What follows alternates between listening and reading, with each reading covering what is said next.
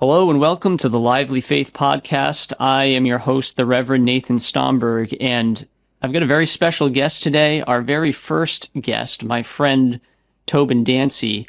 And Tobin, I'm really excited to have this conversation with you. It's great to reconnect, and I didn't want to reveal this at first, but really the podcast is just an excuse to have you and your wife come over and we get to talk to each other. So yeah, you've never met my wife yet, right? No, I haven't. Not in person. Not anyway. in person, yeah. Yeah, so it's been a little while, but we haven't been married too long. It's only been like 8 months, so you're coming at a good time. That's fine. Thanks. Yeah, I appreciate that. So podcast is actually a very elaborate plan for me to reconnect with my friends. You were the first in a long line. But in all seriousness, I find you to be a really deep thinker. Whenever we catch up, we have some very enlightening conversations, and I thought you would be a perfect first conversation partner to have on this podcast.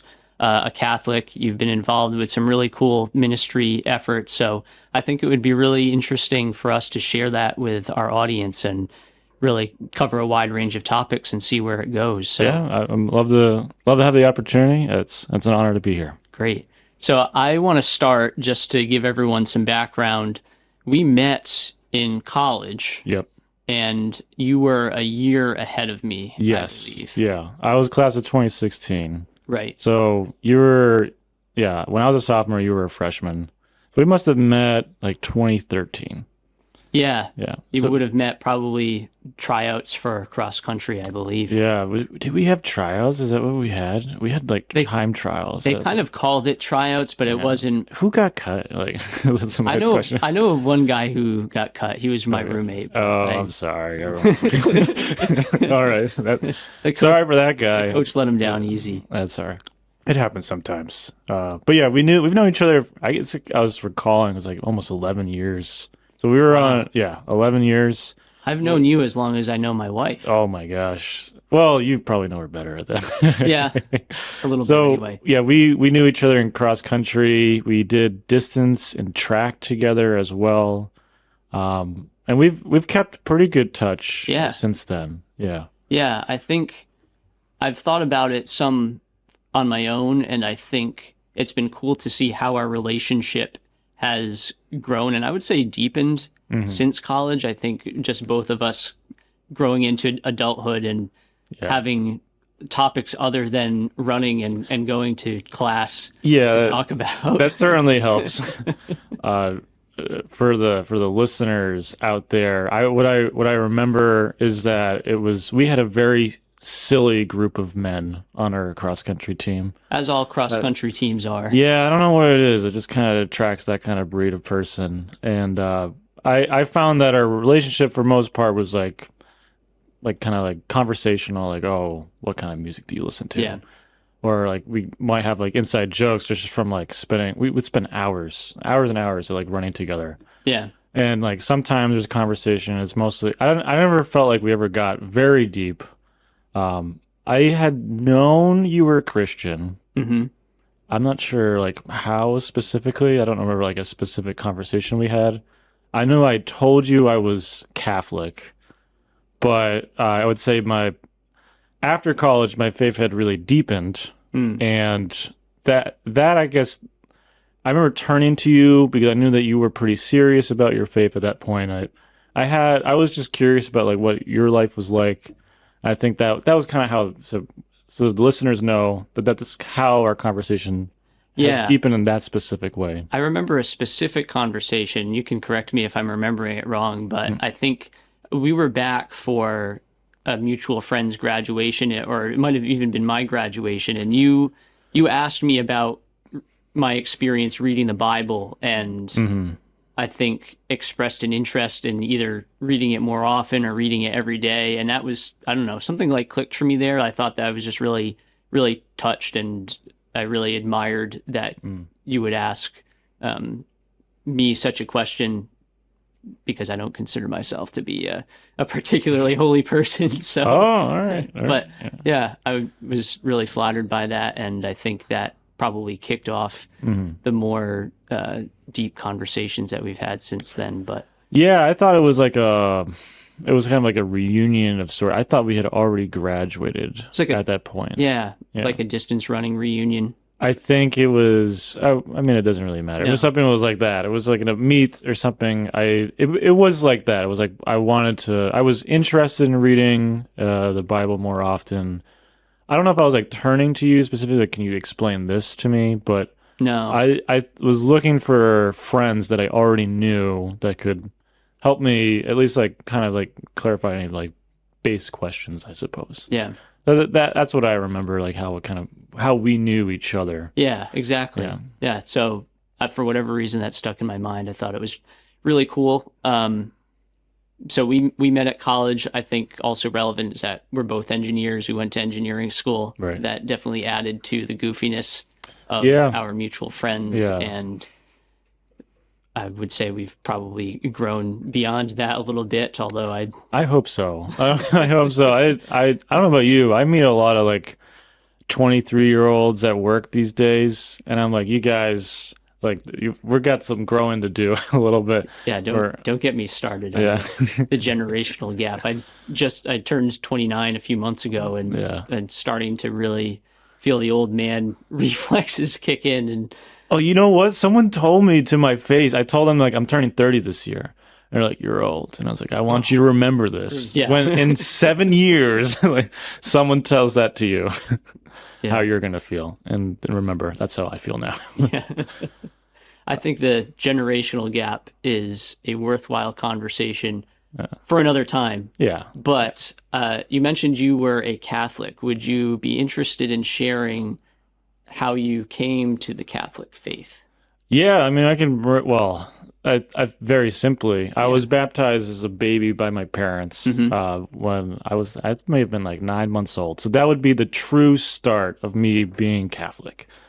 And my parents pretty much brought me to Mass every week for the entirety of like my first 18 years of life. They always encouraged me to be pretty involved as like a child. I was like an altar server at one point, and by the time I was a teenager, right around when I was confirmed, so that for our listeners, so that the confirmation would be really that's me selecting myself into the Catholic Church, and so that was around 17. Around that time, I was reading at Mass, so that there's a reader that like, does like a couple of the readings, there was a first, a second reading on Sundays. And the gospel is reserved for a deacon or a priest in this case. So I was pretty involved at that point. I mean, regularly, but I would say I did mention like after college, I felt it deepened. As much as that was like a weekly exercise and for something that was devoted to me, and that the ethics surrounding being Catholic was certainly. I felt I had absorbed it, but it wasn't a daily practice for me. I wouldn't say that I was praying particularly often, and I find I was behaving more and more like my peers than necessarily what Jesus might call us to on a daily basis. So I would say that was the time. So sometime after college, I had. I'll backtrack a bit. So during college, I would say people would say fallen away. I wasn't regularly going to Mass. I would still read. That's kind of how we had some connection at college about that. Yeah. I didn't like talk too much about it. I was still doing that, so I was still familiar with like the notions of being Catholic, and maybe on some level still wanted to go, but didn't felt it was necessary to go, or something that I really needed to go and like worship God on a regular basis. And sometime after college, I felt like there was some. I felt called to go back, and I think around the time that we were talking, I was getting invitations to attend different Christian churches. Yeah. So that was certainly an obstacle in me, like going back into the Catholic faith at that particular moment. But that was like a time of like exploration. But in a way that did help me see, like, I think what helped me in that particular case of like kind of exploring other Christian churches was seeing some people who were very zealous in a particular tradition that was not, that I wasn't familiar with. And something that I didn't necessarily see within like the parish I was growing up. Not to say anything wrong about it. I think that was more of a consequence of me not knowing the other parishioners very well. Yeah. So that, I only bring that up because perhaps it would have been different if I was like regularly engaging with the community growing up in that way. Not to interrupt you, but would you be comfortable sharing what other denominations or types of churches you attended, and maybe did you pick anything up from them that was maybe not familiar to you in your experience as a Catholic? Yeah, I can definitely talk about it. So I was invited to go to I don't think they would call themselves this, but as I would identify as like a non-denominational church. Mm-hmm. They kind of are like some blend to me of kind of like a Baptist and like I think there's what denomination called the Church of Christ as like its own other. It's kind of a Presbyterian or something. I've heard of it, but I don't know too many details about it. Right. Yeah. So that experience that one kind of reminds me of when I talk to other people about their experiences in like a kind of evangelical church. Yeah. That's basically the feeling of it. So there's like a regular service on Sundays, maybe just like one, but it's like a whole like meeting house that you meet. There's not just like pews that you might be familiar with in a Catholic church. And they might have like a midweek service as well. Mm-hmm. So there's a lot of touchstones for like people to be continually like meeting with one another and like in a community. I remember it being distinct there that the services could be like 2 or 3 hours long, especially the sermons. Yeah, the sermons could take a while, and they would have like 3. It was an interesting like setup. They had 3 sermons. It'd be like song, like a mini, like someone like that was like not particularly a minister, but there was some like a guest that they wanted to talk for like 5 or 10. There was a counter I could see the counter, like the PowerPoint slide behind them. Man. But then like another song. Then like maybe like they had like some sort of like apprentice like minister give like a talk then for like a longer period of time, another song. Then like they have the actual like the meaty sermon by the minister for like however long that person wants to go for, followed by a closing song. What I remember being sick, not also was the services are longer than what I was used to. People were very eager to like talk and like mingle right afterward. I don't know what it's like at your church. My experience in the parish is like, all right, mass is over, time to go home, kind of thing. Yeah. And that can be disappointing. And this was something that was appealing, and that's more like that's not necessarily like a spiritual. Something that I was particularly attracted to necessarily, but like one thing that I guess spiritually that I was drawn to in that particular circumstance was the way that people were so easily wanted to talk about their witness. Yeah. It's like, oh, I came to the faith when this happened, or like this was happening in my time. Yeah. That's not something that like a lot of, as people would call cradle Catholics. So you would call me a cradle Catholic. Right. I don't know if I have to explain that. And it's very similar in the Anglican tradition too. Right. So like you were born into it essentially. You're baptized very young, and you're brought up in the faith.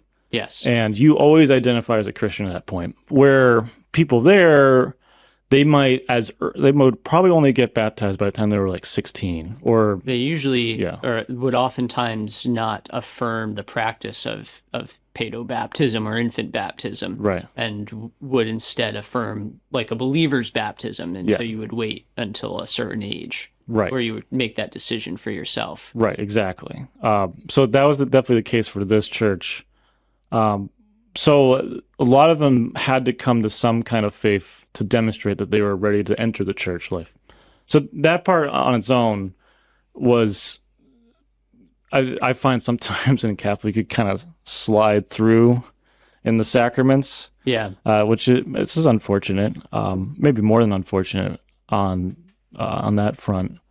How so? What were you saying? You mentioned sacraments. How did this church observe? Did they observe communion at all? And what role did communion play in your life at that point? Like, what did you think about that? Oh, I was just thinking about that because I couldn't tell you what their opinion is. It was important that people had they had the little wafers with the little grape juice and the little cup and the little cup. So that was that kind of church. It was important to take it. It was never explained to me the significance of it, and maybe I'd have to look it up. How often did they do it? Once a month, probably. I have a feeling maybe it was something close to that because I don't think we did it every week.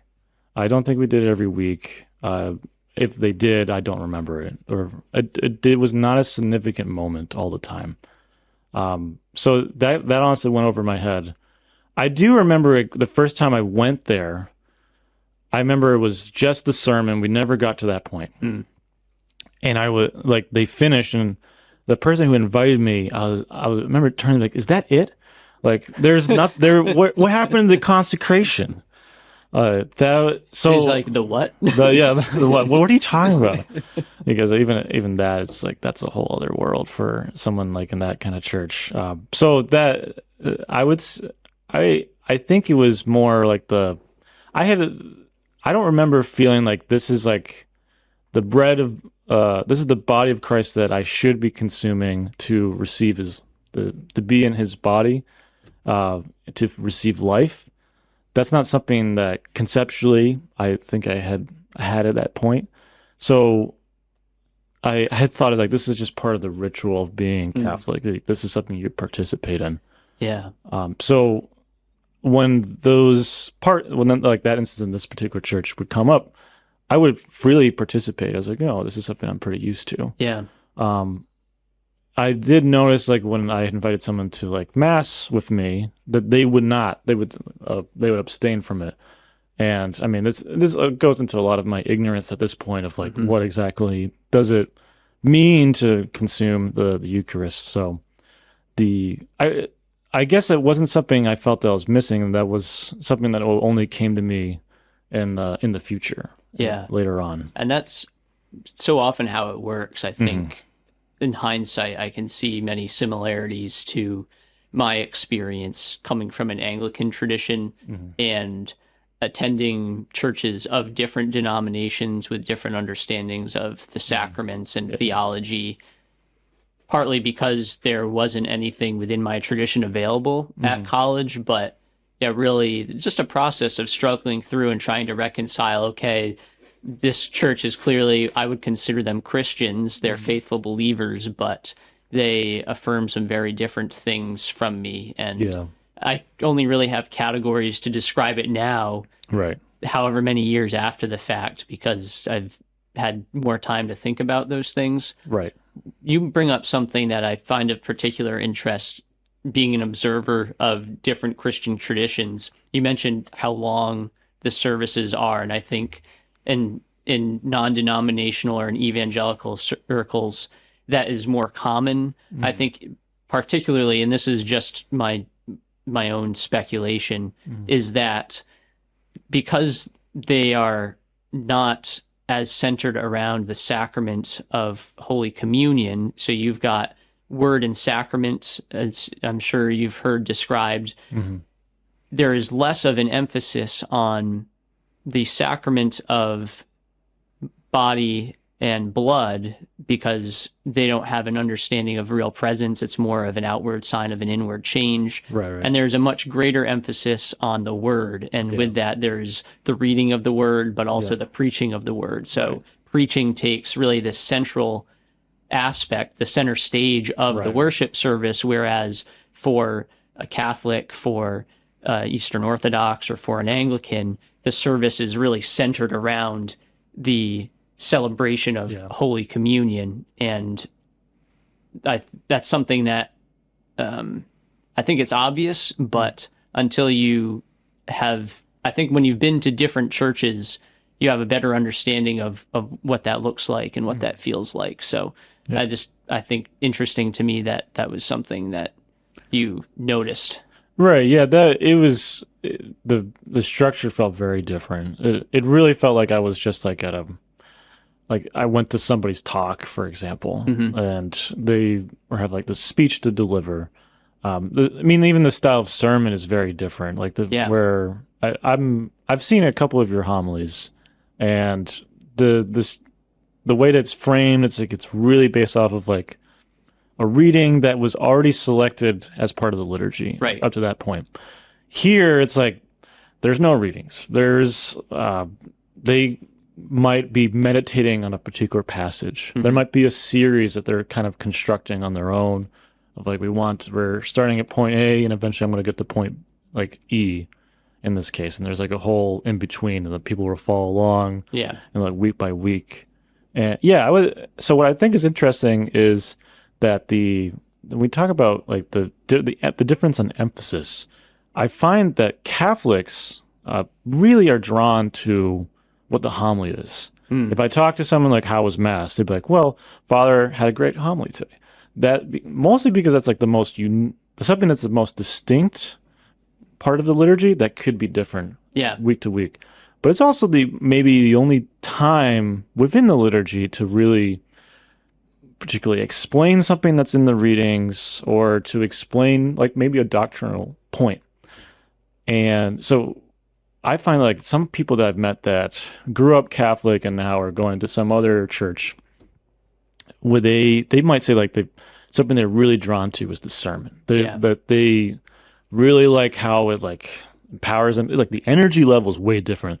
Like this guy like might as well be like trying to tell me that I'm going to win the Super Bowl. That's like the kind of emotion that comes with the sermon. Whereas like I think like your homilies or like another priest that I'll know at a Catholic church, it can be it's more even keel, it's more calm. They're not trying to get like a hoorah out of the audience.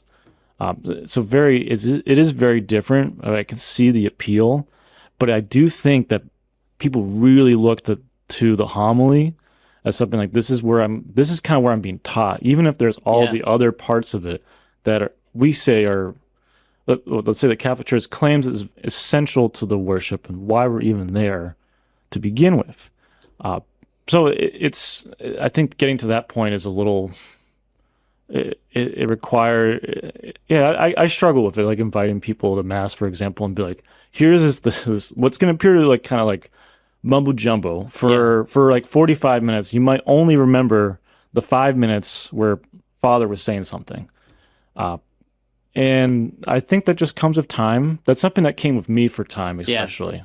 That like, what do I do with the rest of this liturgy? Yeah, and especially I think it's easy to take it for granted if you're cradle Catholic or cradle Anglican, for example, because you grow up with the rhythm of the liturgy and the different settings throughout the year and the prayers that you say. So it feels very familiar and you grow accustomed to that structure. Whereas if someone's coming from a free church tradition, it looks totally foreign to them.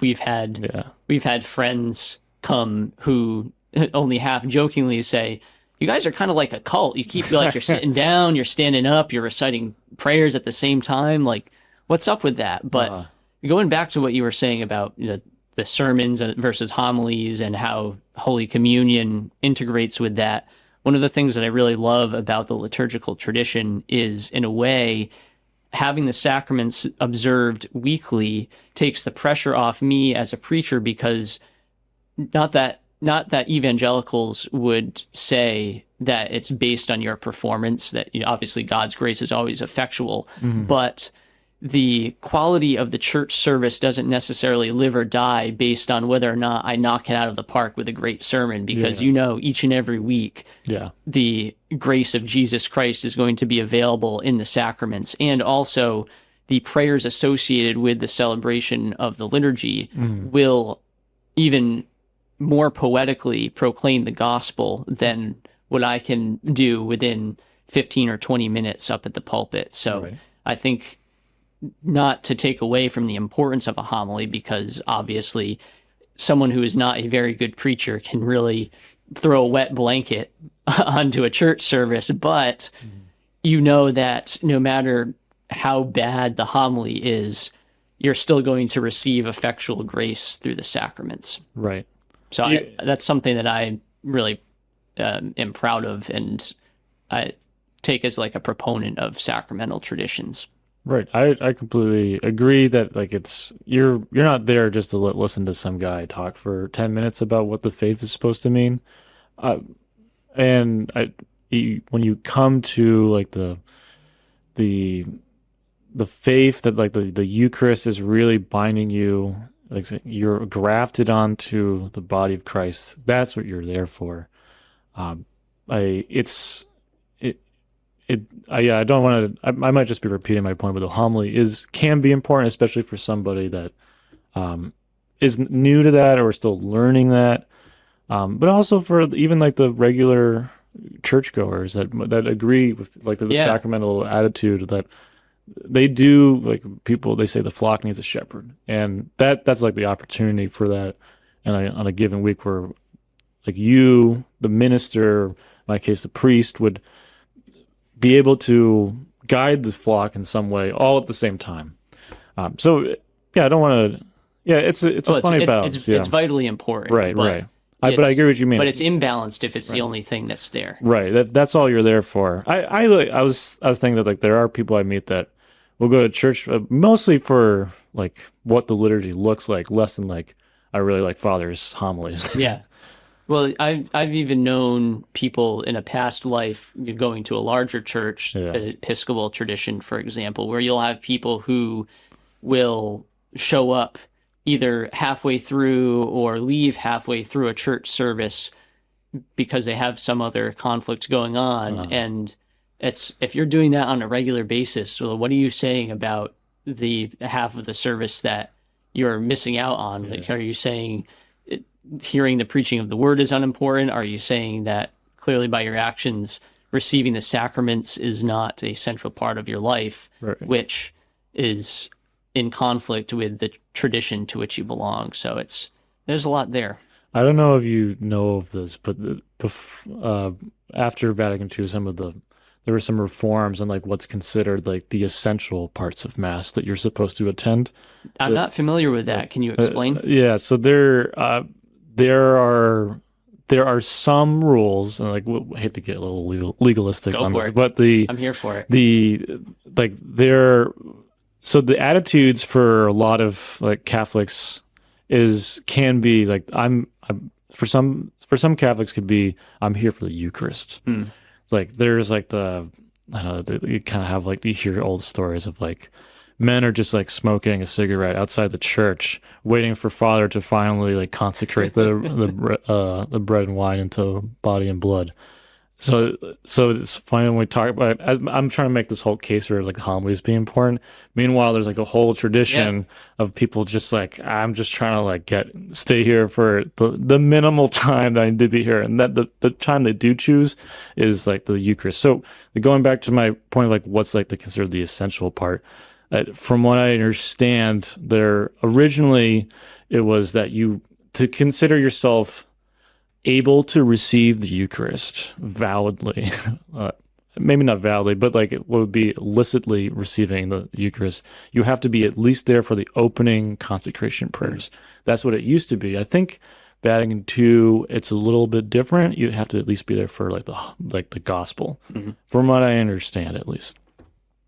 So there are some. Obviously, you should go for all of it. I'm not saying that. I'm not saying you should like skip parts intentionally, but I think it's like kind of like in cases where it's like when are you able to receive? I mean, like I hate to like get into like the like someone can't receive the Eucharist because they're late kind of thing, but like it's within like. It's really meant to be like you are a participant in the consecration. You know, the priest is essential for it, but you being part of the worship requires you at some attendance, and I think that's why there's like some rubrics, if That you makes will. sense. Yeah, That does make sense. Yeah. So we've talked some about your experience in a non-Catholic church. Yeah. I have two questions related to that. One is, what would you say now draws you to the Catholic Church? Or what was there anything that drew you back to the Catholic Church? And two is, what is your favorite part about being a Catholic? Right. So what drew me back, or what I thought was interesting, reflecting on it, because I was thinking about on the way here, like what specifically drew me back, and what I always remember, I thought what probably was off-putting to some of the people there in that church, for example, was that I would always say, "Oh, I'm Catholic. I'm just going here." like I always, but like I mean, like a like if I told that to my Catholic friends, I was like, "You said you were Catholic? We weren't going to mass at all?" Like that, like that's kind of crazy. But I'd always identified as like that. This is the faith I was brought into, and that hasn't changed. Or even like within the sacrament of confirmation, which at this church there was no idea of, as we were talking about, like it's just baptism. That's like that's close as you're going to get to a sacrament in that kind of church setting.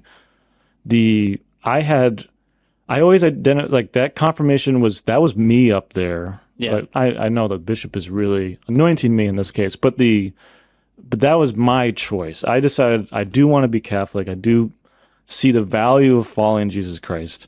And whether I was doing it well initially, I'm trying to now kind of, that was more or less my thought. And I mean, I was contemplating formally, I don't know if you can't really formally leave being Catholic, but like saying that I'm going to be a different type of Christian. That was a mindset for me at that particular point. I think what drew me back to being Catholic, honestly, I mean, it doesn't necessarily make in my sense very much chronologically, because I was still going to other churches after this point.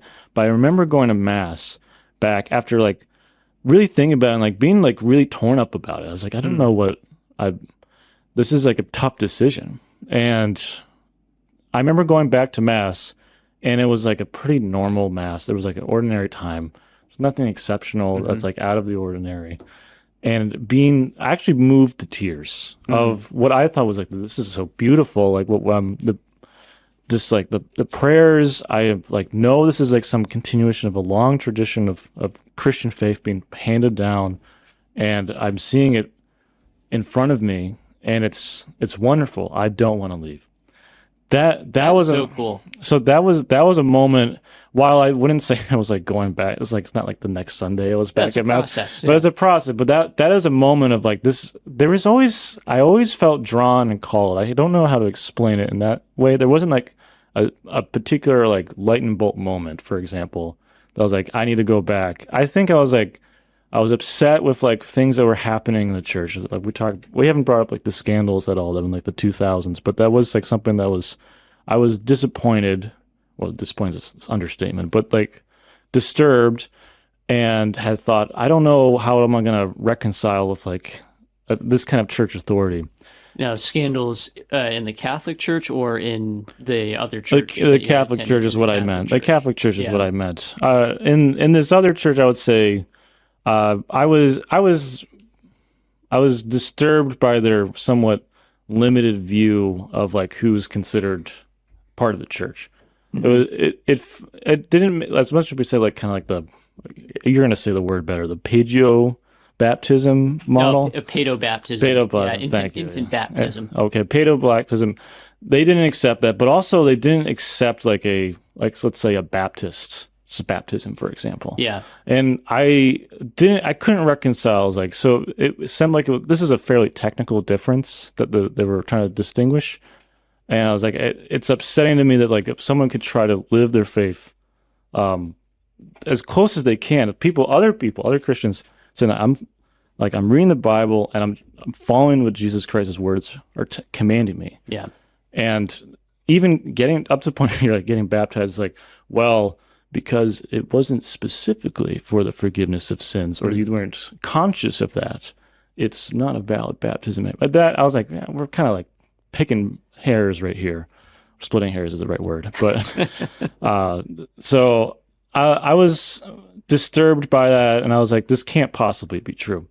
And part of it is also like kind of being cognizant of like the church tradition up to this point. It's like you don't get up to 2,000 years of like saints, bishops passing down the faith to say like this we've rediscovered the faith. That was ultimately what led me out of that specific church.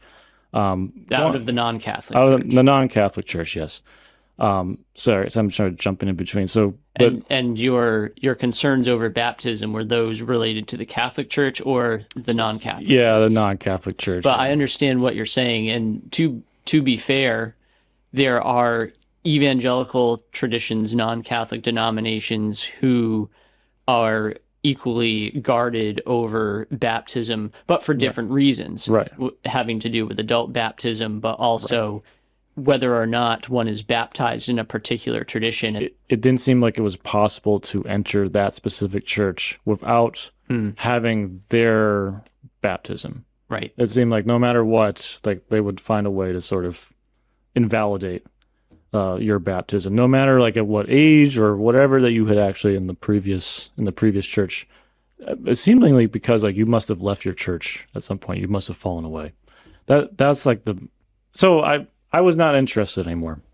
So I think it took a little bit of time to enter back into the Catholic faith. I had gone to a couple other churches kind of to see like what else was out there. I was interested, like is there other traditions that I should consider, you know, like because of that, you're curious about like what is out there. Are you just Catholic because you were born into it and you were just raised and you just accept the claims? I don't know if that was a worthwhile time in my honest assessment. I was like, I don't know if I don't believe in like that like year or so like of exploring. I really got deeper in any faith. I don't know if I like repented of any real sins at that point. I wasn't, I mean, as you're saying, like I wasn't like receiving the Eucharist regularly. I wasn't participating in the sacraments regularly.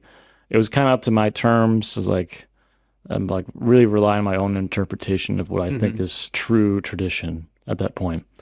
And at some point, I wish there was like I could tell you like there was a particular moment. It was like, now I'm going back to Catholic Mass. I think it was just like, it's time to go back. Because especially since the identity that I was talking about, like I identify this way, and from what I've read, I'm always like, any question I have, and I would go to like some sort of like church father or like a Catholic scholar to kind of explain a particular biblical principle.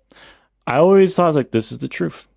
And I'm going to return, mostly because I still think, despite any scandal that I might believe that I can question, like the authority of the church, I still believe that the church body itself is the true church, essentially. And and it's better to, you know, be a part of the church of Jesus Christ than to have faith that spiritually I'm in the right place rather than concerned about the like organizational issues. I don't know if I explained that very well, but I feel so if I were to put it in different words, you, in light of different scandals going on, and I mean there's no shortage of scandal right now, obviously on this show we've discussed it at great length, but you would say that you are more interested in being faithful on a personal and local level versus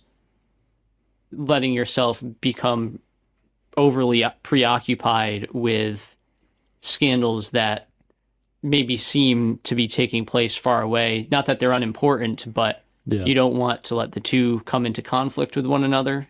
I think that's a good way of explaining it. I would think that there's a separation of saying that this, like when a priest or a bishop does something reprehensible, it isn't Jesus Christ himself doing that. Even if we believe that like the priest is like this as a sacrament that demonstrates Jesus' priesthood in a person, that doesn't necessarily mean that we believe that like Jesus is doing that through him in that particular moment, at least. I think that it was helpful to separate that and know that like you're part of a larger body of faith that can overcome like these kind of scandals, and that there have been scandals from like the beginning of time. Peter saying, "I don't know Jesus," to now, and then in the future, for many years to come, there will probably be someone who will continue to fail, but that doesn't necessarily invalidate.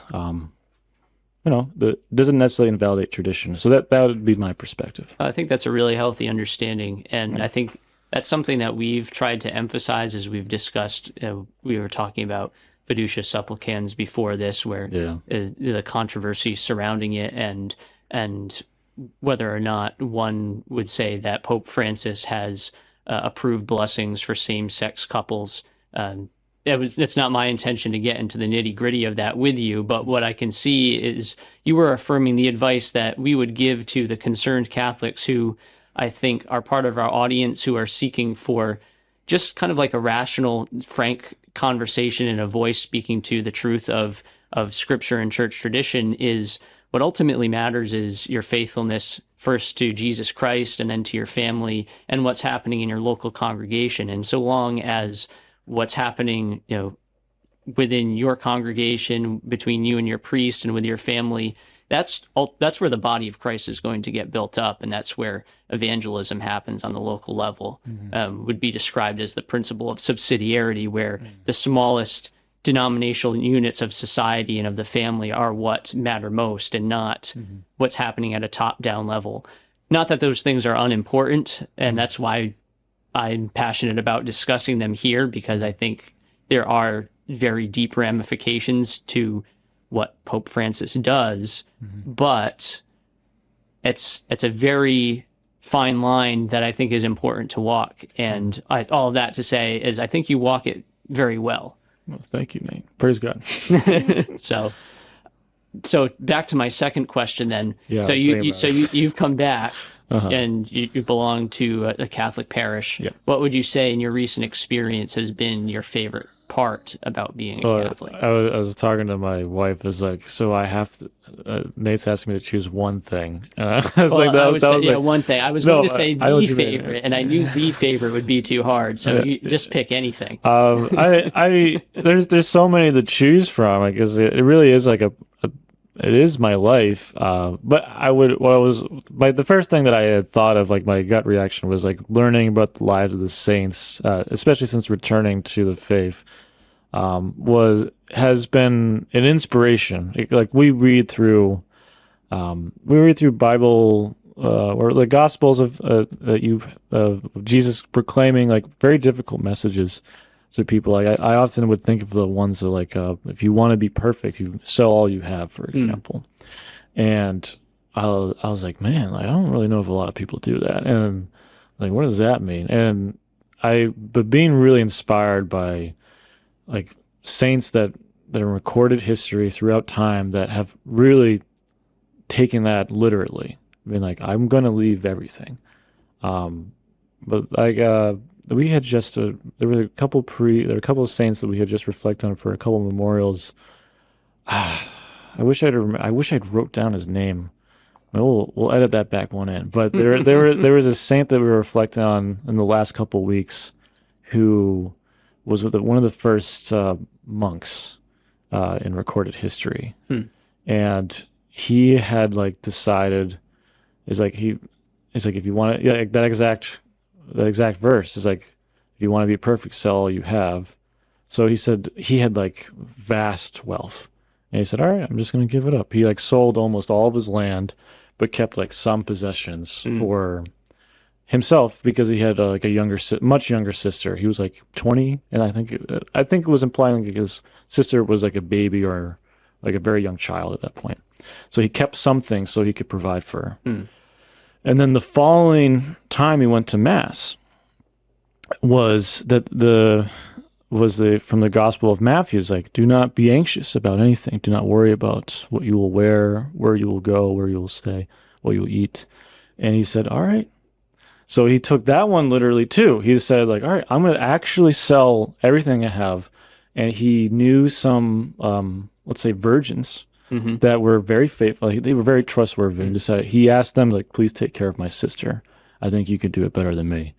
And he just went out and it kind of seems like implied into the wilderness, but it seemed like that he had just like, that was like the start of his vocation, that he was just going to live like kind of in the fields, or like not maybe like a very small place, but nothing that he can claim as his own.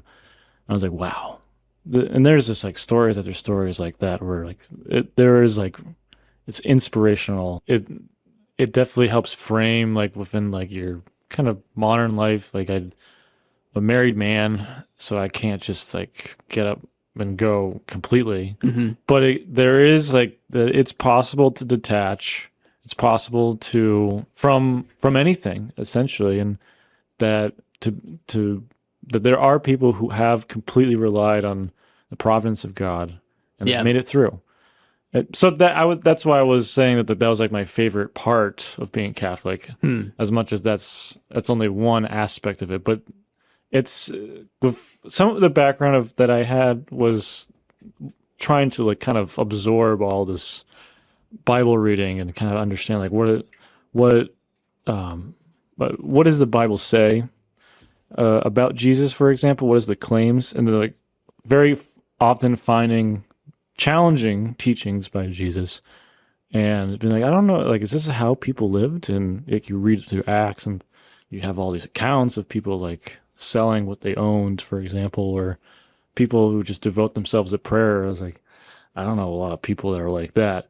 But seeing like there's recorded history of like saints were living like this, and there was grace that emitted from them through time, not only locally within their own like time with the people they were around, but through many centuries later. That someone like myself could learn about some guy who was living out in the wilderness 1,600 years later. Yeah. So that would be like something that I've felt really drawn to as a Catholic. So you would say it's, I think there's a lot of things with that, like just the tradition of the saints, the heritage of the saints, having the church as a means, like a conduit of receiving and relying on God's grace without necessarily having to like set out and do it all on your own. Yeah. Right. It's not like we're not willing ourselves there. Yeah. Or even freely choosing like this is what like I think is possible. Yeah. As Jesus tells us, like what may be impossible for man is possible for God. And that he gives us the grace to be able to accept what he's called to, or what we're called to. So if that, like, I had felt called to marriage, for example, which comes with, like, I can't decide that I'm just going to leave everything behind necessarily without, like, leaving my wife behind. That there are people in time and history that have made great sacrifices, and to follow to follow Jesus in the way that he calls people. Yeah. I would approach that from a different angle. And I think you and I talked about this a little bit in our last phone conversation, is you can very easily leave everything behind, all of your physical possessions, and not be following Jesus. Like you can attribute that almost to a sort of works righteousness, where if you invert it, you can say, you can read it as, well, Jesus is saying, well, if I just give up everything I own and leave everyone I know, then that's my free ticket into heaven. So that's one way to distort it, which I obviously know that you're not saying that. But what I want to say in addition to that is, I think you were getting to this, there are different ways in which Jesus calls us to take up our cross and leave our old selves behind, as it were. Marriage is a great example of that. You're no longer living as a single independent person. Your life is now bound. You've become one flesh with another human being, and your life is no longer your own. And then that becomes even more true when that marriage produces the fruit of children. Now, like we were saying off camera, you are no longer just you and your wife alone by yourselves. You have this part of you that is a part of your lives.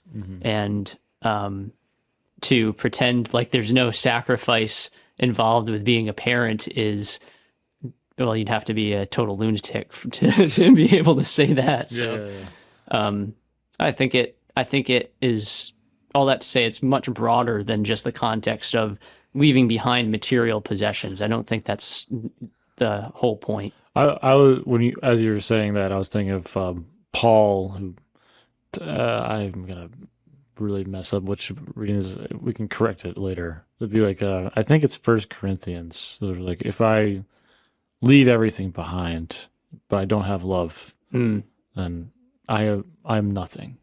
I'm paraphrasing. And if I speak with all eloquence of men and angels, but have not love, then I am nothing more than a clanging cymbal or like a banging drum. Right. So that's always what you have to approach with any of these sacrifices that you're trying to do of God.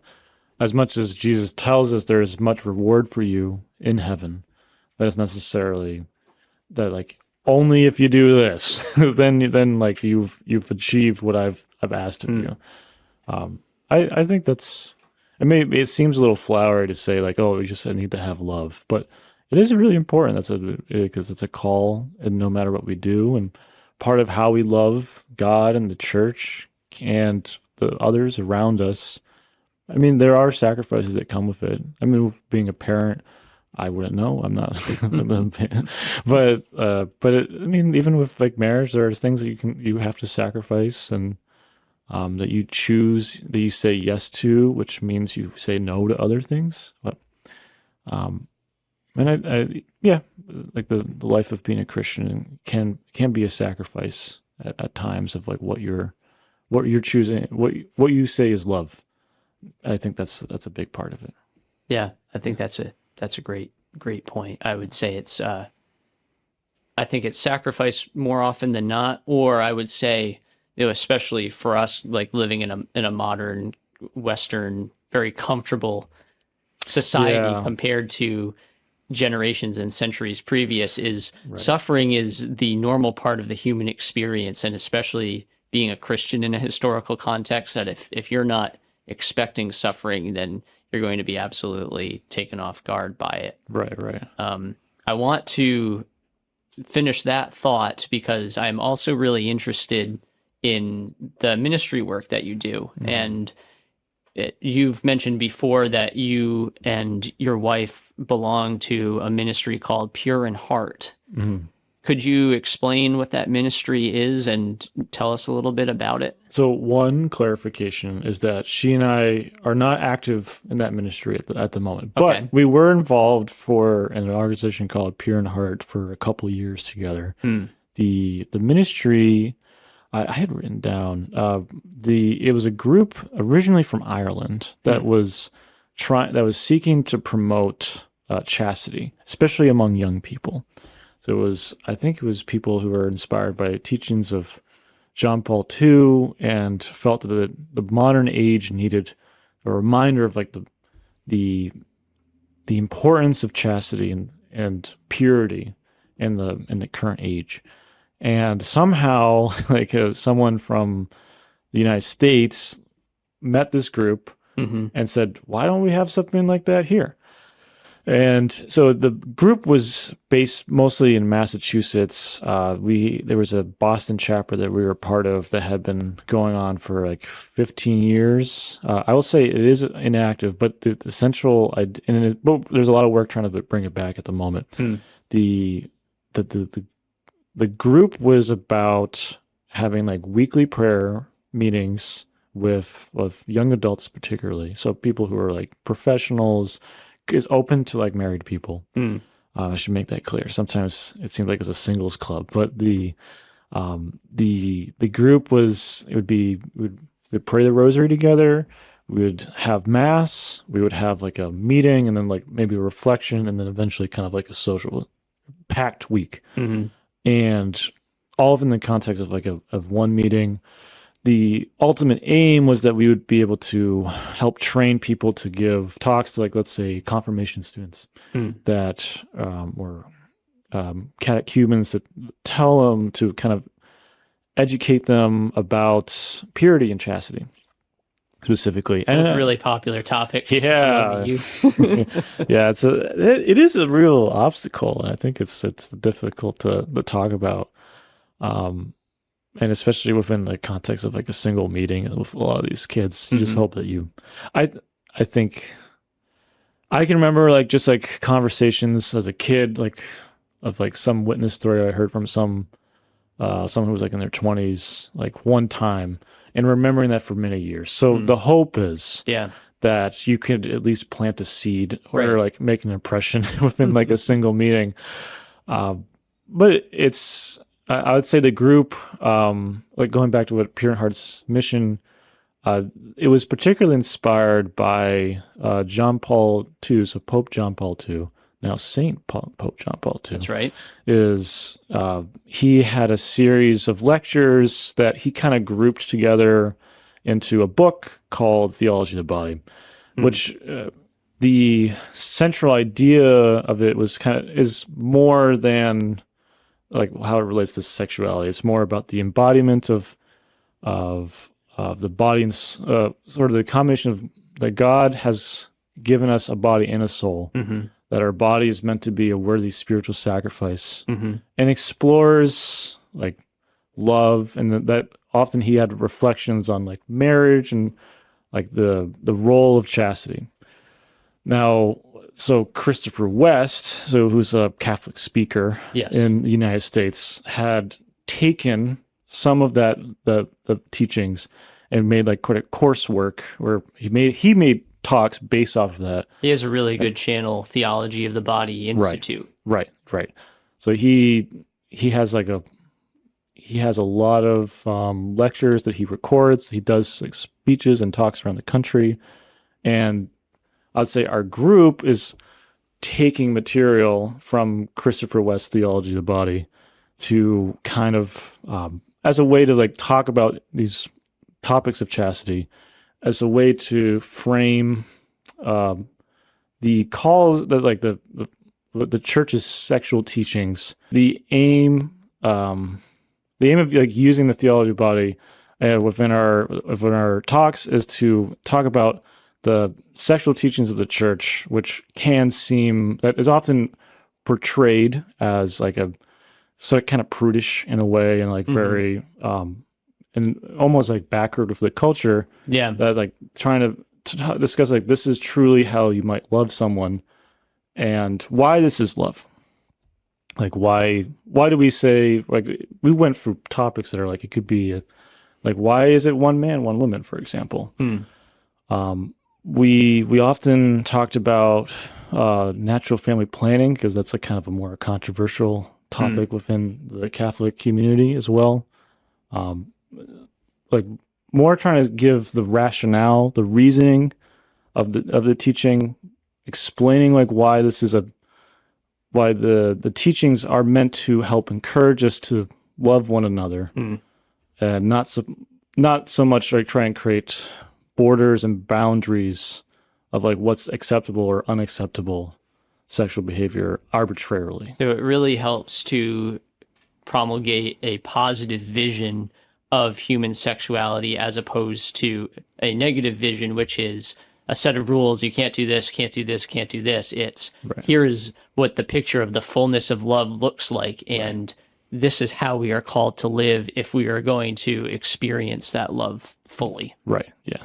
Yeah, I think that's a really beautiful thing, and we've had some really excellent conversations in the past about theology of the body, and I think maybe Humanae Vitae, which was Pope Paul VI, right?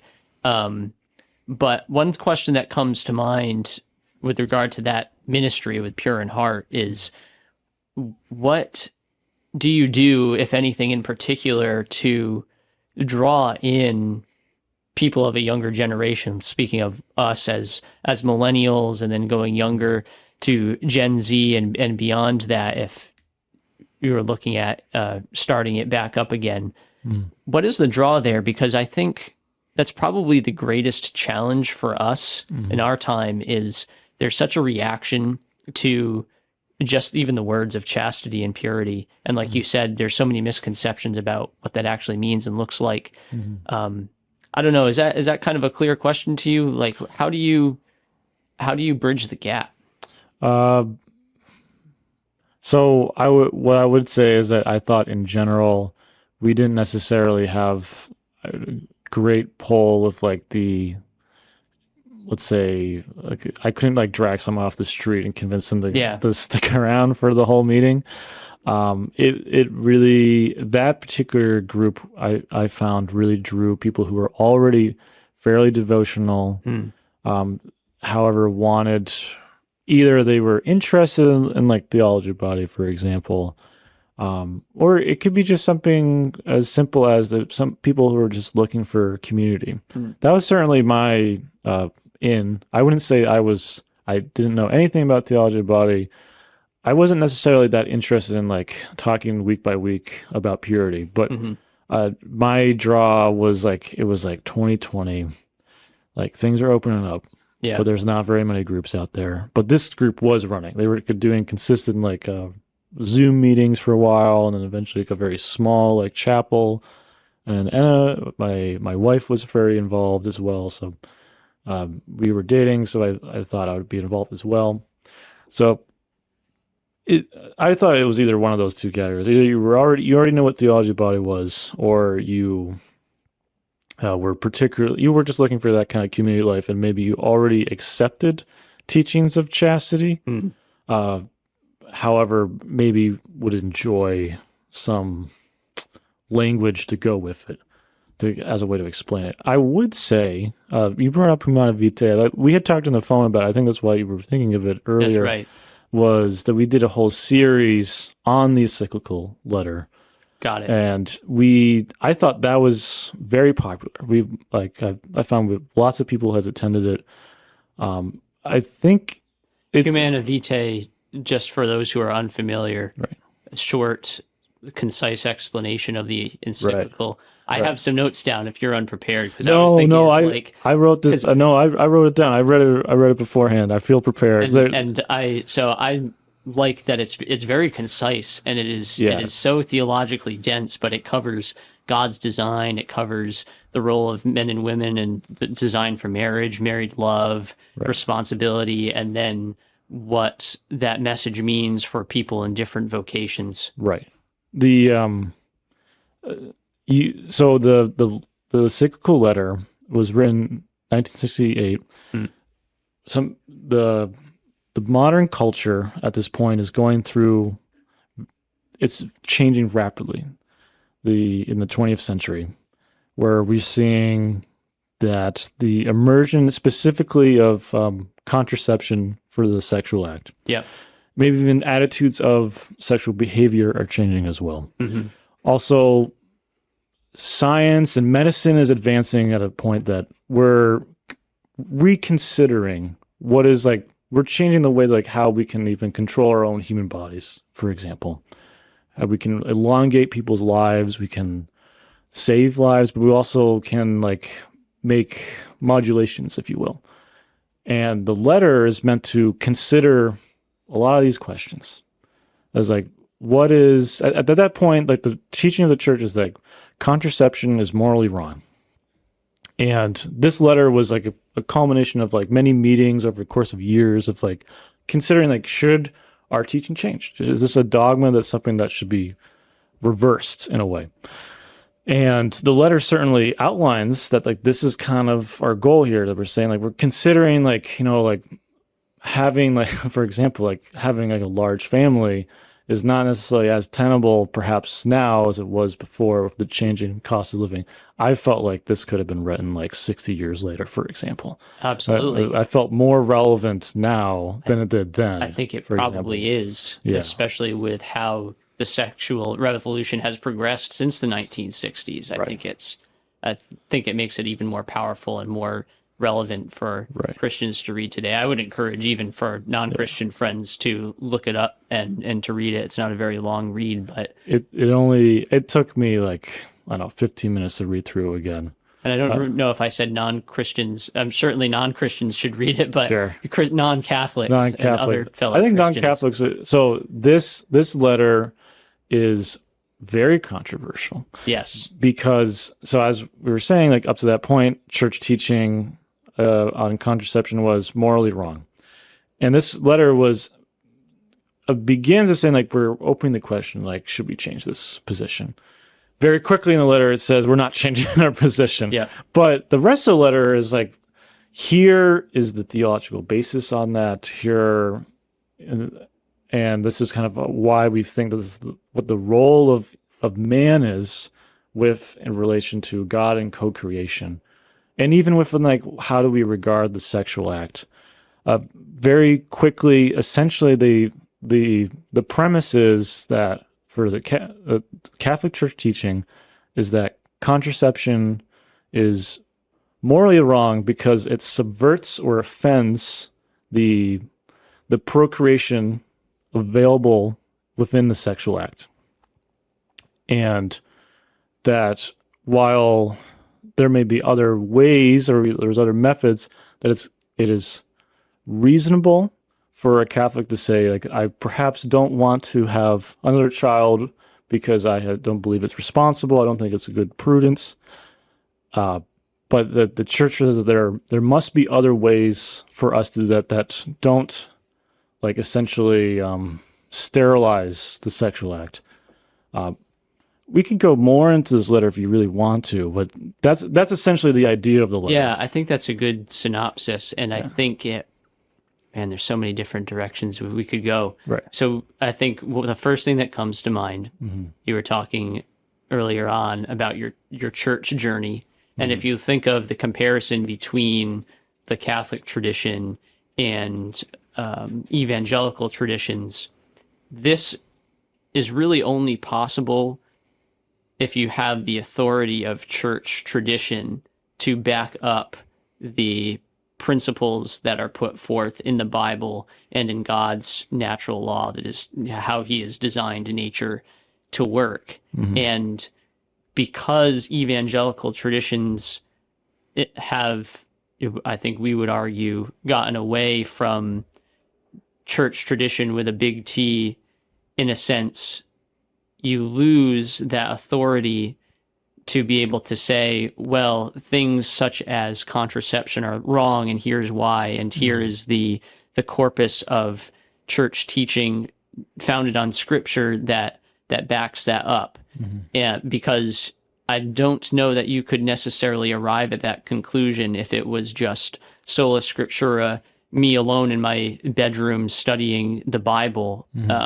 I think you do yourself a great disservice with that. So I think that's one point that comes to mind.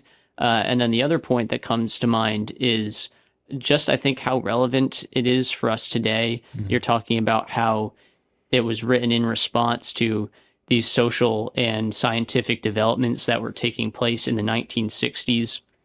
And now we see it accelerating at a pace even more exponential than that, with different reproductive technologies and artificial intelligence, where you almost have a cult of post-humanism, where people are willing to reconsider whether or not gender and sexuality means anything at all, whether or not human beings can exist independent of their own bodies, if you're thinking of something like singularity with artificial intelligence, and to have the church be able to speak clearly to the importance of the human body, going back to theology of the body, like a psychosomatic unity, that you are your body and God has designed you and creation with love, so therefore it has a purpose.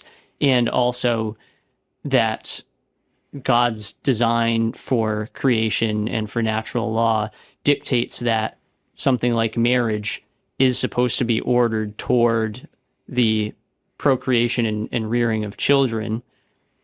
That would then require marriage to be between one man and one woman, and for that marriage to be open to that gift of children. I think there's just so many things that cascade from that, you know, depending on the context of the situation, it speaks very relevant to our modern day and age, and speaks to things that people are struggling with too. I know that was a lot. Yeah. There's a lot to go from there. Yeah. I was thinking that with this particular church teaching, I do agree with you. Within this letter, even there's a section that I think a lot of people cite that about like the ramifications that if we continue going down a course of let's say approving the use of contraception, and I think mostly was considering the concerns that the infidelity would increase because of the reduced or the perceived reduced consequences of being able to take out sort of the procreative aspect of the sexual act. Also, the second point being that the woman would be objectified. And I can't imagine that Pope Paul VI, at that particular point, was imagining that we get to a point where that we'd be crossing boundaries of what is man and what is woman in that context. But you can definitely follow that of if you only focus on the unitive or even the pleasurable aspects of the sexual act, that is a consequence of contraception use. What I was going to say is I'm imagining a Catholic who, so what I will say is that's church teaching, 95% or something like that of Catholics, or even people who say they're devout Catholics, would say that they reject this teaching. I could imagine that as I could accept all the other things you're saying of that marriage is between one man and one woman, for example, or even the rejection of other methods of giving birth to a child, for example, but not this, because it is more responsible for in this particular case. I think that's what made the series and Pure in Heart, for example, so popular. Is people are really asking the question what is essentially the difference that we're trying to argue here? You could see yourself being it probably is responsible for me to I don't necessarily want to say I'm going to outright never have sex with my wife again, but still feel that we're at a position financially we shouldn't be having children for any numbers. Maybe I don't have a job, for example. I lost my job. I'm looking for a new one. Yeah. Or the mortgage is untenable or something like that. They could say should it be more responsible to do something to use contraception or to sterilize yourself, or for example. I think those are questions that people were asking, why kind of a seemingly more risky behavior of there's why try to have kind of a quote unquote unprotected. I don't really like that term, honestly, not in that frame, but yeah, to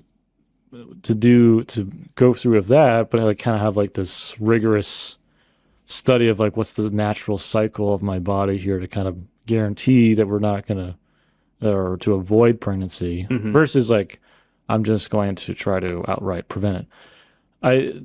Those were a lot of the questions that we were asking, and so people had a huge response. How do I follow this teaching? Essentially, I found a lot of people were either maybe they were on the fence about it, or they accepted it, but they're but how do you even practice it, kind of thing. I think that was I found illuminating reading through this letter, both at that time and especially rereading for when we were going to talk about it, is just the emphasis is really to fully give yourself to someone rather than being concerned about consequences of giving life to a new birth, but also that part of the responsibility of being with another person is saying what you can handle and what you cannot handle. And that all Christians are called to some degree of chastity. And it is completely valid to say this is not our time. We can't handle another child at this point. And it might be a demand, but it is a sort of an exercise of discipline to say there's sort of a time for when to do something and what time not to do something. I really like that part of the encyclical where it comes out and it says explicitly that this message is likely not to be well received, and that the church recognizes it's a big responsibility and it's going to be a very difficult thing to receive. So there's no pretense of, well, you just do it and it's going to be very easy. Right. It frames it in the context of this is a difficult responsibility that man, broadly speaking, people need to take on, because the basis of love is self-sacrifice, and that call to self-sacrifice is ultimately what builds up man's dignity and promotes human flourishing. And anything less than that is selfishness and is going to lead to sin. Right. And I think, since you brought it up, I've been thinking about, okay, well, what would you say to someone who maybe says, well, I agree with 90% of what the church teaches about marriage being between a man and a woman, and even that it's important and good to have children, but I can't get behind the idea of contraception being wrong. Mm-hmm. I don't know if you have an answer to that, but maybe while you think of it, the thing that comes to my mind is you almost have to think of it in categorical terms. What is the purpose for a thing that is to be used? And so what is the purpose of men and women, and what is the purpose of the faculties which God has given us? Mm-hmm. And when you use contraception, you are now categorically using your sexual faculties for something that is contrary to the purpose that God has given it, namely the act of procreation. And when you do that, it's like you're using a screwdriver to bang in a nail, for example. Maybe that's not the best example, but what you're doing is you're robbing each other of your dignity and of receiving the fullness of self-sacrificial love, because you're holding something back. And because of that, you, instead of existing in a relationship that is mutually submissive, you are now saying to that other person, I don't want the fruit of what would come from the two of us fully loving each other. I want to use you as a tool for my own sexual self-satisfaction. Mm-hmm. Even if maybe someone doesn't necessarily admit that, I think through our actions, right? Theology of the body would teach that we can tell the truth or we can lie by what we do with our body.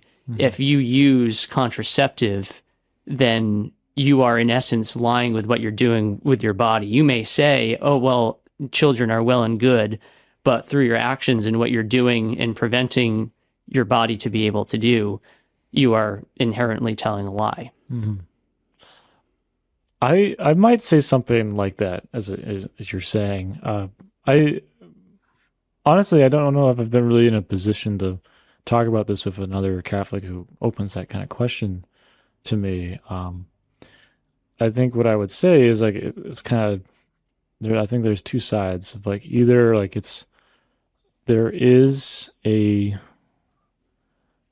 call within marriage to be fruitful, and that it's good for us to consider that a child, be open to the gift of a child, for example, and to be able to provide for them.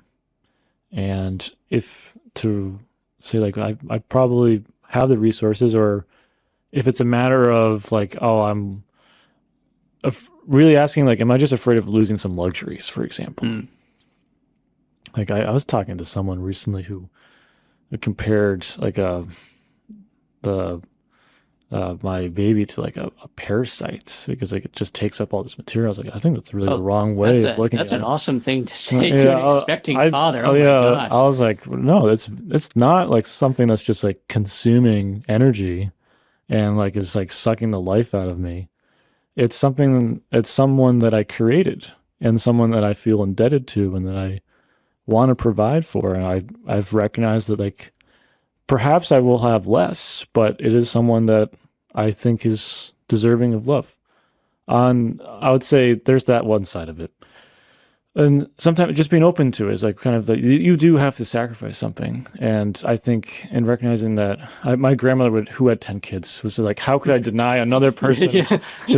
Classic Catholic. But I'll come back to that point. But she had 10 kids, and her attitude was like, how could I deny another person in my life?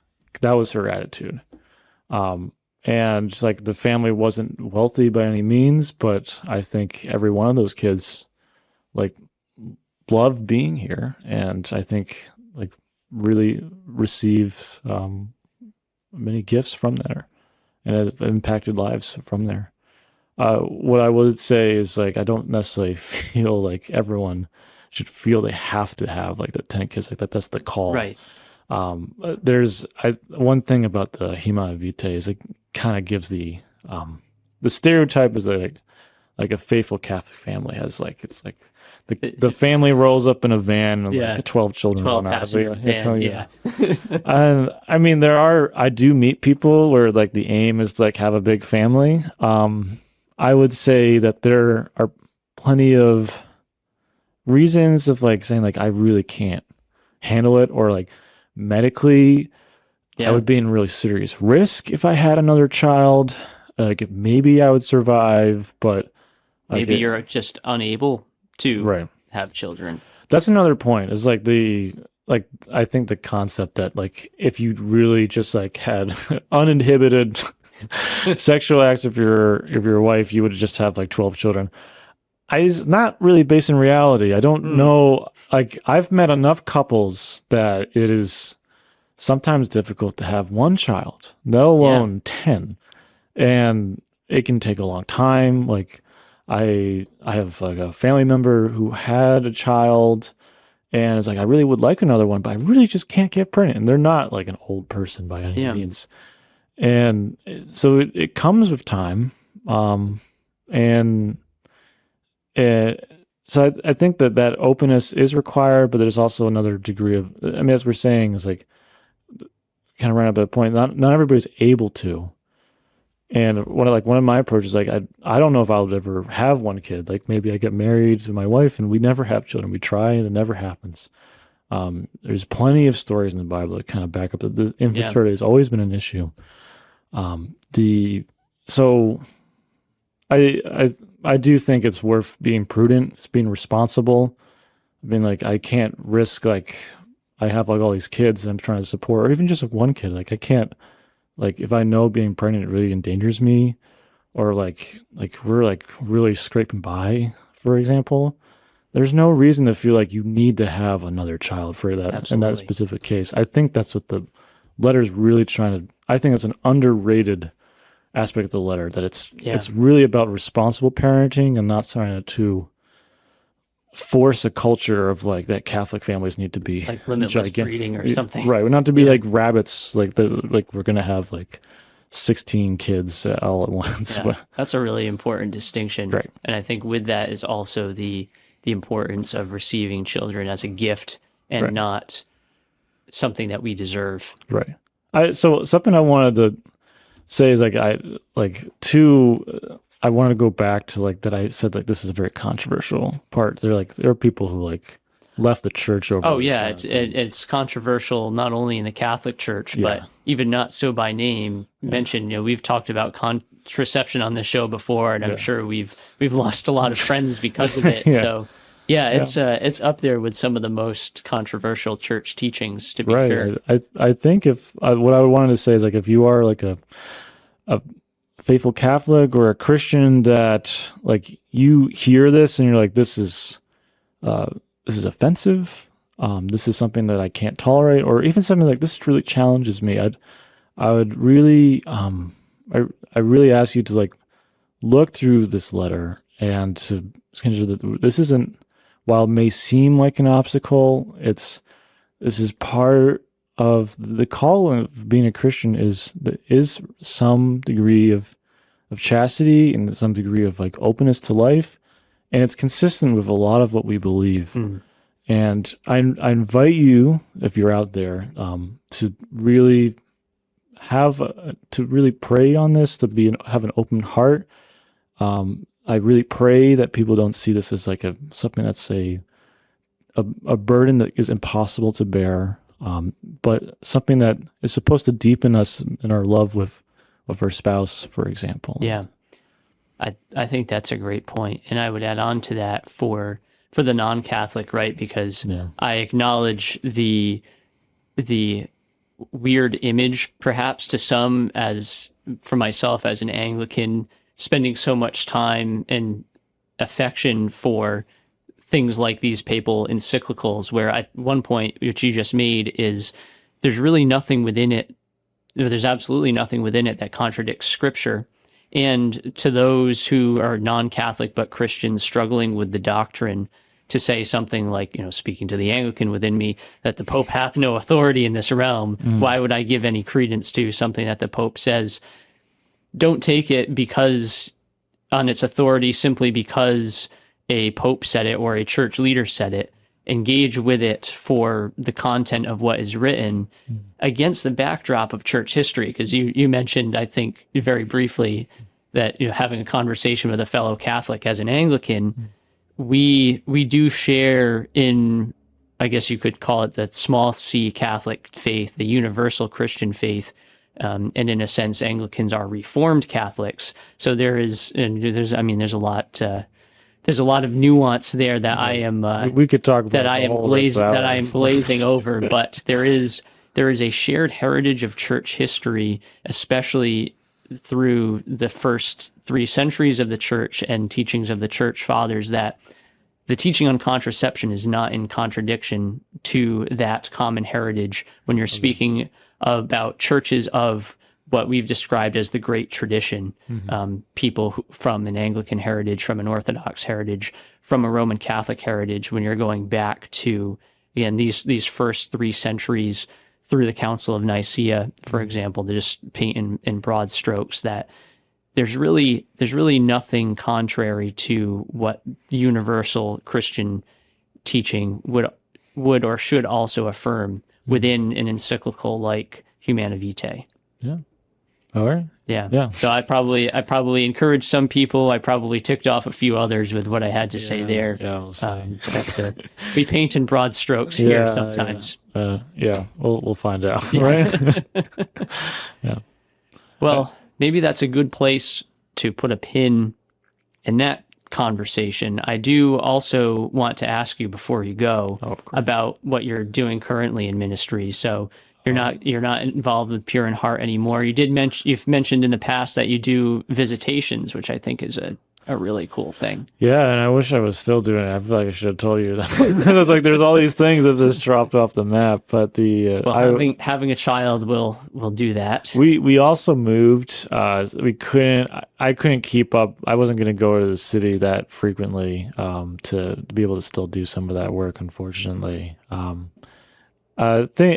always like really grateful. I think what you're referring to, as I was telling you, I was visiting people in a rehabilitation center. It was generally like older people. I don't know if I really saw anyone that was under the age of 60, to be honest. So I just want to make kind of a distinction of what rehab center I'm going to give people who were Catholic that would like to receive Holy Communion. We did that I would say pretty consistently for about a year. That was a really a enlightening to. I had done other kind of work where it was like outreach to the people on the margins. It can be very touching to see like how people so appreciated still being part of the church, or someone would go out and find them and part of the church. And I remember this one man telling me that he had a very difficult condition where he couldn't stop trembling, for example. And like even talking was physically difficult for him. And I remember him telling me I was asking like kind of in part of the service. So we do like little communion services. I don't know. We can get into like technical stuff. Being a Eucharistic minister, but like part of the service is like I sort of give like a place for intercessions. And I usually ask, do you have any intercessions? And this man said, like, I do have one. And he, for much difficulty, was able to say like It's like, I really appreciate you coming, the people that come to give us the body of Christ, because it gives us a lot of hope in an otherwise pretty dreary week. I mean, at that point, I was just like in tears, because I'm like, it's like, I am not worthy to really do this at all. To kind of, because I'm not necessarily the light in this situation. It's obviously Jesus in this case. But it was kind of like you kind of just show up and you say, this is what Jesus is calling me to do at the moment. And it was difficult, because you really see people in really one of the lowest moments of our life. However, through that, you really see Christ come out of people in that way. And it really was challenging at times. But it was worthwhile. And I'll definitely keep to that throughout the rest of my life, I think. So I'm not doing that right now anymore, because we moved. I'm not involved in anything big like that, where it's like outreach. There's a couple of rosary groups that I'm involved with. It's like just small prayer times with other people that we meet up, and that's all we do at the moment. But it is like, I still think it's good to be able to pray in community. It's a nice way to, something to look forward to, and sort of check in on people and like, know, like, what should we be praying for? Yeah. So yeah, that's what I've got going on for myself at the moment. And of course, with a bundle of joy on the way. So yeah, within the context of ministry, I guess all I've got going on, but I've got a lot going on at home. we've got seasons where we're busy with different things, but you mentioned community, and I've been thinking about it a lot, especially for people our age. I think people struggle with isolation and building relationships and finding community, not only if you're for like people who are non-Christian, but I think Christians too may have difficulty, especially for Christians who either belong to churches or denominations where they're seeing a falling away from the faith, or a challenge to remain faithful to Orthodox Christianity. What would you say, because it seems like you have some experience moving around, and if not starting communities, joining different Christian communities. What would you say to someone who is trying to find that type of community to support their spiritual life? So I felt, as I was thinking about this, I think it is important to note that I was involved in a lot of the communities I was talking about. So I'd say I was pretty involved in the Boston Catholic community for, let's say, pretty consistently for about 4 years. So one thing is that I was in a very dense space. So I feel like that's important to mention. Like how I might give advice to someone who lives in a place that only has like 10,000 people is going to be different. I thought it was necessary for me. I actually took this advice literally. I read somewhere about like a woman who was like looking for a spouse, for example. And she felt like she had to she like took it as like a second job almost, that she was going to go out to like places where there was a lot of mingling events. So she was driving like half an hour into the city to try to like go. And I took that literally. I was like, I need to move to closer to the city, for example, to meet people. So I would say on a practical level, that's one thing. It's like go where you know the people are. If you are not like in a space to really be able to start something like that where you are currently. Again, that's not necessarily feasible for everybody. I would say, this is going to sound really cheesy. One thing that I found was very helpful is just being friendly and kind.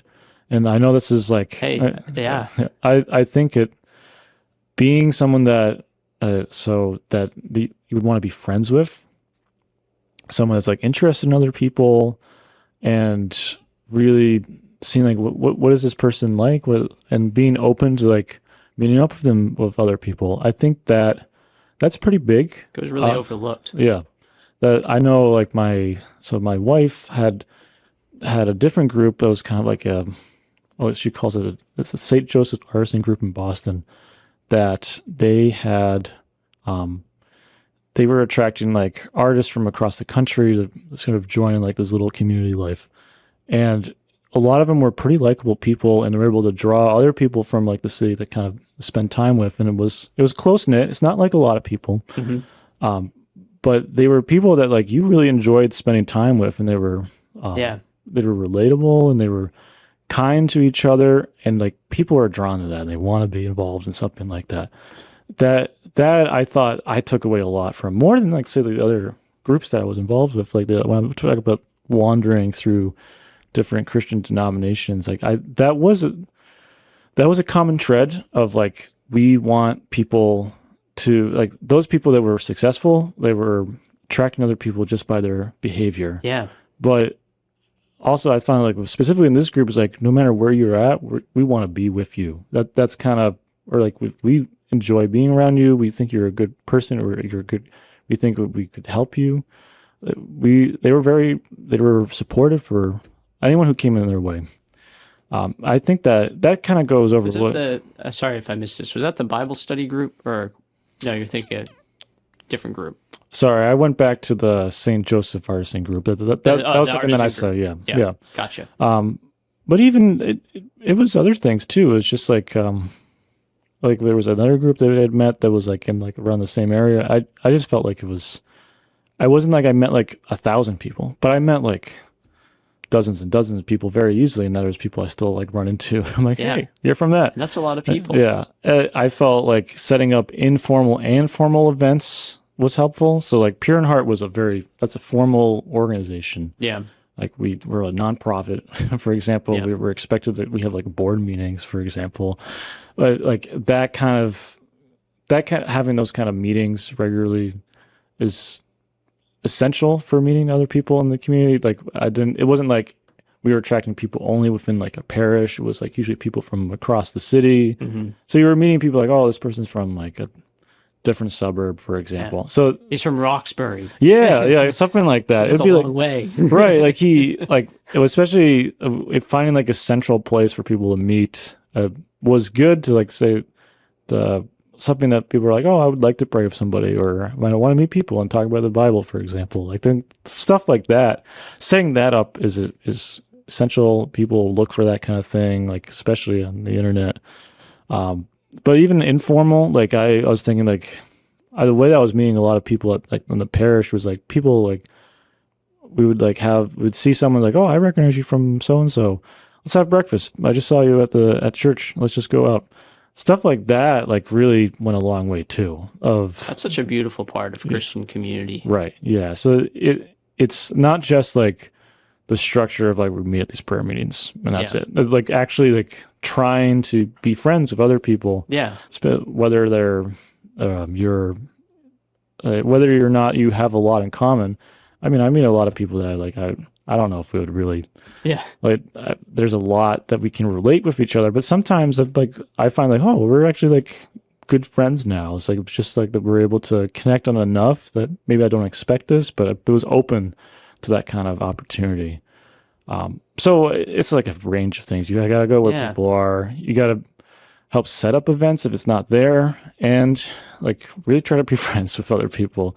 And like that does mean like making time for them. Like making time for people is effort, but it's worth it. And if you don't do it, it's kind of hard to have any kind of community. Yeah. One of the things that I run into very often in the course of ministry is you encounter people who they want to, for lack of a better way of phrasing it, they don't want to be the ones to initiate or to do the work that is required to have this community. They just want to receive. They want somebody else to come along to do the thing that needs to be done. And what you're saying is, if you are without a spiritual community, you need to be the one to take the first step, and whatever the context of that community is, to be the one to do the thing in order to make it happen. And being willing to fail, in some ways, like that. The thing you might set up at one point is not going to be successful, or not to be overly discouraged by that. Like, or it might only be successful for a season. Right. or it might take you a long time. Like I felt like it, like I was like pretty involved. I was like pretty involved in like a parish right away at when I was going back into the faith, but it didn't felt like I was making a lot of friends initially. But over the course of like a year, all of a sudden, like, oh, I know these people, and over the course of other years, like all of a sudden, like these are like your primary friend group, and I think it's important, but also takes patience, and it takes some time to like get to know people and really see like, oh, I think I can really get along with this person or that person, and continuing to try things, especially whether it's something that you set up or something that you follow. I get what you mean of like that you have to be a little willing to initiate. I find some of the there's like some groups I've been involved with where it's like I feel like I'm like pulling teeth. It's like if I don't do everything, nothing's gonna happen. Yeah. I really appreciate being like finding people who are willing to also put in some work too. Yeah. Like that it's people who want to like meet up with you as well, like that. That's very helpful as well. So it takes time. You don't try to force it if it's not there either. Yeah. That's what I would say on like helping building community. I feel like I was a participant more than an initiator in a lot of these cases, but there are times like, oh, let's meet up, and yeah, it has gone well. And it's persistence in a way. I think that's really, really good advice. Yeah. And that feels like a really good place to end this conversation too. Yeah. Tobin, this has been a lot of fun. Is there anything else that you feel like you wanted to say today, or?